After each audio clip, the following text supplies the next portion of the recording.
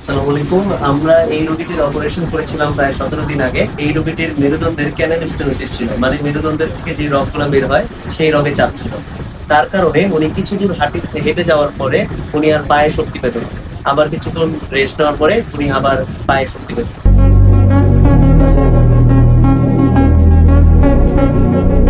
আগে লাগে হাইটে গেলে কিংবা 200 গেলে 200 গেলে হঠাৎ দিন দিন দিন করে অবশ্য হয়ে যায়।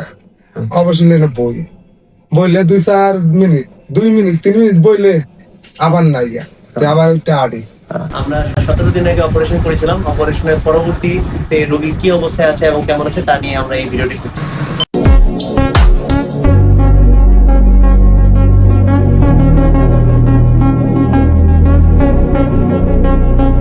আপনার অপারেশন যে হলো মেরুদণ্ডে আমরা কি বসাইছি? রড স্ক্রু বসাইছি, তাই তো? রড স্ক্রু বসাইছি। তাই এটা প্রায় 17 দিন আগে বসাইছি, তাই? 17 দিন আগে বসাইছি। অপারেশনে কতক্ষণ পরে আপনি হাঁটতে পারছেন বা দাঁড়াইতে পারছেন? 8-10 ঘন্টা পরে আপনি দাঁড়াতে পারছেন। আমার কাছে ঘুরে নিয়ে আসেন, আমার কাছে ঘুরে নিয়ে আসেন। ছেড়ে দেন, আপনি ছেড়ে দেন।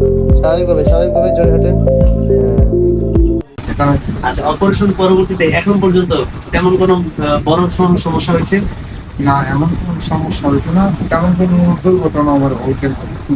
খুব সুস্থ আছে। যাক, আলহামদুলিল্লাহ, খুবই ভালো আছেন। আর এখন আপনি হাঁটা চলাতে আগের থেকে পায়ের জোর ভালো পাচ্ছেন? আগের থেকে যখন জোর পাইতেছি সামান্য একটু লইছে। খেতে পাইতে সেরে ইনশাল্লাহ। আর ওগুলা ইনশাল্লাহ ওষুধের মাধ্যমে এবং কিছু ব্যায়ামের মাধ্যমে পরবর্তীতে সেরে যাবে। দেবে, এটা আমার মনে আশা করে।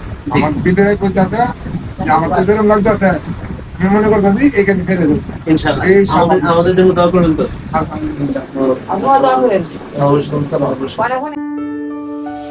প্রবাসী হসপিটাল,